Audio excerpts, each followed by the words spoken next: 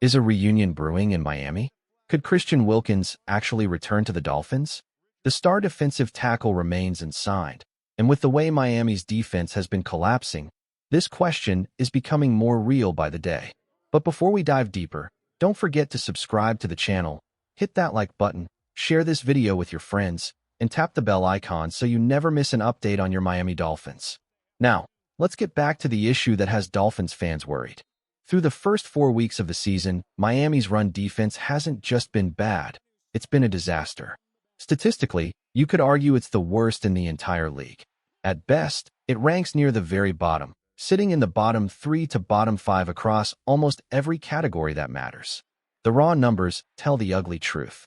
Miami gives up over 158 rushing yards per game, the third worst mark in the NFL. They rank 29th in yards allowed per play and a shocking 31st in yards before contact, meaning opposing running backs are picking up 2 or 3 yards before a Dolphins defender can even touch them. And it doesn't stop with the run defense. The entire unit has been a liability. They're surrendering nearly 30 points per game, ranking in the bottom 10. Their pressure rate? Just 25th. Their third down defense? Second worst in the league. No matter where you look, this defense is collapsing. And let's be clear, nobody is saying the Dolphins would suddenly be elite with a great defense. But if this group was even average, Miami's record would look very different. Instead of struggling, they'd easily be sitting at 2-2 right now, maybe even better. If Miami had even a serviceable defense, they'd probably have stolen a win against either the Bills or the Patriots. That would have put them at 2-2 with real momentum heading into the weeks before the November 4th trade deadline. And in a year where the AFC has looked shaky, with teams like the Texans and Ravens struggling, the door for a wildcard run is wide open. The problem is, the Dolphins have wasted that opportunity. This was supposed to be a defensive front loaded with talent. Zach Sealer, Kenneth Grant, Benito Jones, Jalen Phillips, Bradley Chubb, Chop Robinson, Jordan Brooks, Willie Gay, Tyrell Dodson. A group built to dominate in the trenches. Instead, they've been manhandled, and Miami's once promising defense has collapsed into one of the league's worst. So now the question resurfaces. Should the Dolphins bring back Christian Wilkins? Earlier in the offseason, many dismissed the idea, pointing to his departure from Las Vegas after an injury designation. But fast forward to now, with Miami's run defense ranked at the very bottom of the NFL, the conversation feels different. Because let's be real, when Wilkins is healthy, he's a game changer. For 5 straight seasons, he was one of the most consistent defensive tackles in football, blowing up plays in the backfield, disrupting the run game, racking up tackles for loss, and even applying pressure on quarterbacks. He's a proven difference maker, the kind of force this Dolphins defense is desperate for. But here's the catch. Just how healthy is Christian Wilkins right now? That's the gamble Miami has to weigh. The real question isn't just should the Dolphins bring Christian Wilkins back. It's when would he even be ready to play? That's the mystery surrounding him right now. Wilkins' injury history complicates everything. Back in October of 2024, he suffered a significant foot injury, a Jones fracture. Then, earlier this past offseason, reports surfaced that he re-injured the same foot. This time it wasn't a Jones fracture, but it was serious enough that the Raiders allegedly pushed for another surgery to fully heal it. Wilkins, however, reportedly resisted that route, preferring to rehab instead of going under the knife again.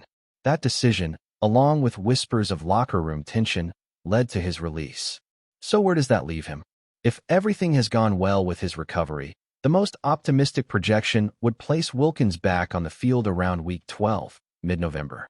That timeline would give him enough time to heal, but it's far from guaranteed. Miami has to ask, is waiting that long worth the risk, especially for a defense that needs immediate help? And there's another factor to consider. Does Christian Wilkins even want to return to Miami? After everything that happened, the answer isn't so simple. The Dolphins may hesitate to bring him back, and Wilkins himself may not see a reunion as the right move. If Christian Wilkins does return to the NFL this season, it will almost certainly be on a 1-year veteran deal. With his injury history and the questions about his exit from Las Vegas, no team is handing him a long-term payday right now. But don't mistake that for a lack of value. Contenders looking to shore up their defensive front could absolutely see him as a difference maker. And maybe, just maybe, Wilkins would consider coming back to Miami. He thrived under Mike McDaniel, playing two of the best seasons of his career in a Dolphins uniform before cashing in with the Raiders. The connection is there, and the fit makes sense. The only question is whether both sides are willing. But here's the reality. Even if Miami doesn't sign Wilkins, someone has to step up. The Dolphins invested in their defensive line through the draft, but so far, the returns haven't lived up to expectations. First-rounder Kenneth Grant was supposed to anchor the middle, yet it's actually fifth-round pick Mason Phillips out of Maryland who's looked sharper. Phillips has posted a stronger stop percentage against the run and graded better in almost every category except tackling. That's a problem for Miami. A rookie class that was supposed to strengthen the run defense hasn't moved the needle. And that's exactly why a move for Wilkins, even on a short-term deal, feels like it might be more than just a headline. It could be the missing piece to stabilize a defense that desperately needs help. Kenneth Grant was drafted to be a disruptive force, a fluid interior athlete who could rush the passer as well as plug running lanes. Mason Phillips, on the other hand, was expected to be more of a classic nose tackle, a space eater, a true run stopper in the trenches. On paper, this rookie duo was supposed to complement each other perfectly and give Miami's defense a foundation up front. But here's the truth. Neither has lived up to those expectations. Both players have flashed at times, but consistency just hasn't been there. Miami counted on at least one of them to step up immediately, and so far, that impact hasn't materialized. The problem isn't only with the rookies, though. Veterans like Benito Jones have been equally disappointing. A season ago, Jones was a pleasant surprise, stepping up in the middle of an injury-riddled defense. But this year, he's been almost invisible. Limited to just 42 snaps, Jones hasn't made a single stop behind the line of scrimmage and hasn't generated any meaningful pressure. For comparison, Kenneth Grant has logged about 140 snaps, and Mason Phillips around 119, triple Jones' workload.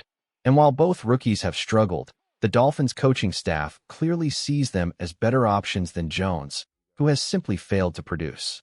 When a player becomes non-existent on the field, that says it all. And think about this. Even Grant, who currently grades out as one of the bottom 3 defensive linemen in football, has still been more impactful than Jones. That's how bleak it's been for Miami's interior line. So what does all of this really say about Miami's defensive line? If we're being honest, Benito Jones has been invisible. Mason Phillips is at least showing effort as a rookie, but the biggest disappointment so far has to be Kenneth Grant. When you're the 13th overall pick, expectations are sky high, and through the first month of the season, Grant simply hasn't delivered. A fifth-rounder struggling is one thing, but a first-rounder being almost non-existent?